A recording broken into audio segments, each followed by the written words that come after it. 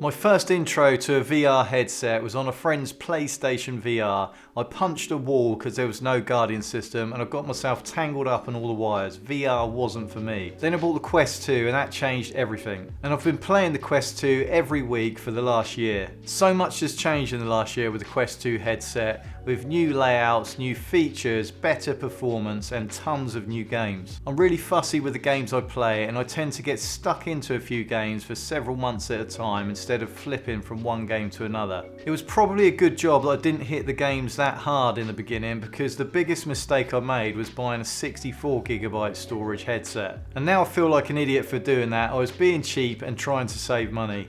And after 6 months I started to run out of storage space. I had to start deleting apps and deleting games to make way for new ones, and that is really annoying. The tiny storage of 64GB is one of the things that I didn't like, but that's now been addressed with the 128GB version headset. I tried not to spend extra money on accessories when I first bought the headset, but after a couple of weeks of killing zombies in Saints and Sinners, I wanted my VR experience to be more comfortable. And I bought the Elite strap, which was worth every penny. The standard strap is comfortable enough, but once you try something that's even more comfortable, you just won't go back. 2 hours of battery life does sound really good for the Quest 2, but in reality you can easily burn through 2 hours because the time goes so quickly. And I usually play on there with my son and we can easily spend 4 hours on there. I usually strap a power bank to the back of the Quest 2, and this isn't something that Oculus recommend, but I haven't had any issues with it myself. And this 10,000 mAh power bank from Anker extends your gameplay by 6 hours. So it gives you around about 8 hours of gameplay, which obviously you'll never use, but you know that you can comfortably play for 4 and you've still got loads of battery. The controller battery life is ridiculous and it just seems to go on forever. It lasts for weeks. And I've now bought some rechargeable batteries for the controller, so I've always got 2 on standby so I can quickly swap them out and I'm not scrambling around to find some batteries. As much as the Quest 2 experience constantly blows me away, I would like to have a larger field of view and get back some of my peripheral vision, so hopefully we'll see that on newer headsets that come out. And of course the wider field of view may cause more nausea on some games, so it could be a bit of a trade-off. Graphics is a very subjective area, and for me I think they are really good on the Quest 2. The detail given to some of the environments that you play in really does enhance your immersion on some games. And when you're stood on top of a mountain in a game like The Climb 2 and you look around, you can't help but think how amazing it is. If you suffer from motion sickness, you don't have to worry, because there are loads of games out there that have almost zero motion sickness. 95% of the time I don't suffer any motion sickness at all, and that may be down to the games that I choose to play, but overall I think the VR experience will surprise you, particularly if you've had negative expectations beforehand. On The Walking Dead Saints and Sinners you can actually adjust the level of motion sickness, and I'd like to see that built into more games. The menu system is fairly intuitive and easy to find your way around. Occasionally the layout is redesigned and you have to relearn where certain things are, but overall it's pretty straightforward. Within this menu I would like to have different ways of organising my games and apps and maybe dragging them into different folders,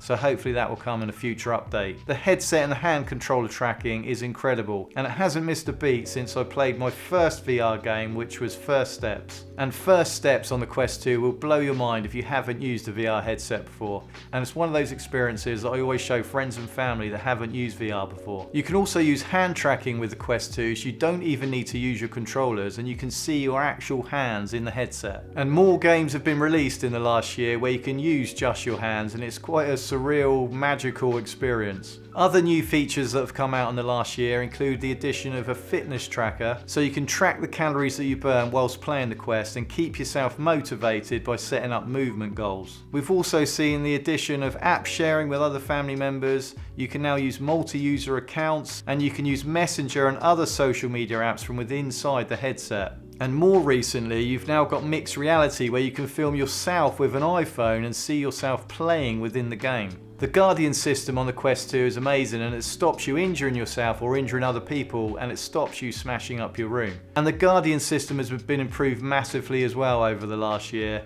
You've got pass-through, which has now been added to the main menu. It's no longer an experimental feature, and this is when you double tap the side of your headset and then you can see your real environment, the headset uses the cameras on the headset in order to show the room around you. And that's really good if you want to recenter yourself in the middle of the room, or if somebody comes in the room and you want to see them and have a conversation with them. Other great features include scanning your desk or scanning your sofa so it appears within inside your headset. So you can use your sofa or use your desk at the same time as having your headset on. And the game developers haven't left us behind either, because they continue to develop their games, offering a lot of upgrades that are free and included in the original price that you pay. I know I keep talking about Saints and Sinners, but it is my favourite game, and that's had 2 massive updates since it was first launched, including the trial, which is like an arcade action version of the game, and also Aftershocks, which adds a number of missions which total up to about 3 hours of extra gameplay. You also have the introduction of App Labs, which has opened up a huge library of games, some of which are still in development, so some of them are free and a number of them are under £10. But one thing I will say about the games is that you do have to take a chance with them. I've had several games that have had brilliant reviews on YouTube, and then when I've downloaded them and played them, I thought, well, this sucks. On this channel I do intend to give you the good, bad and ugly of every game I review, but even then it is only my opinion, and you do have to play the game yourself, because all our tastes are different. I do like first person mission based games, and I do like the physics of the game to be spot on.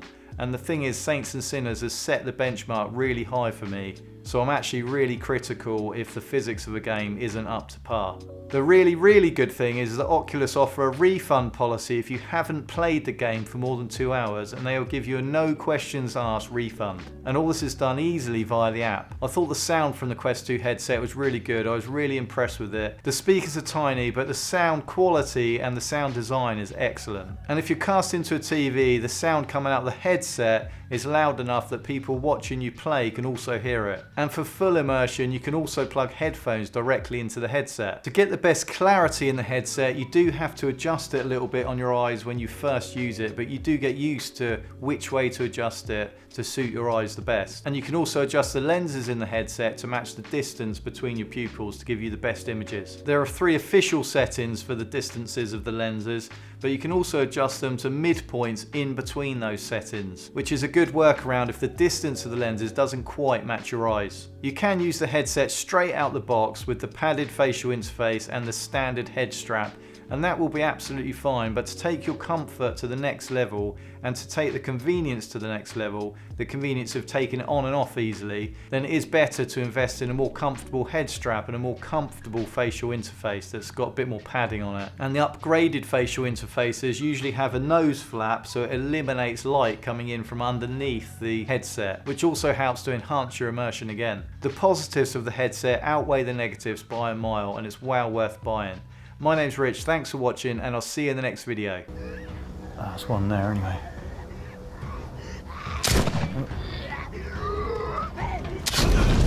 Oh no, I killed myself, what an idiot. Oh, it's way too close.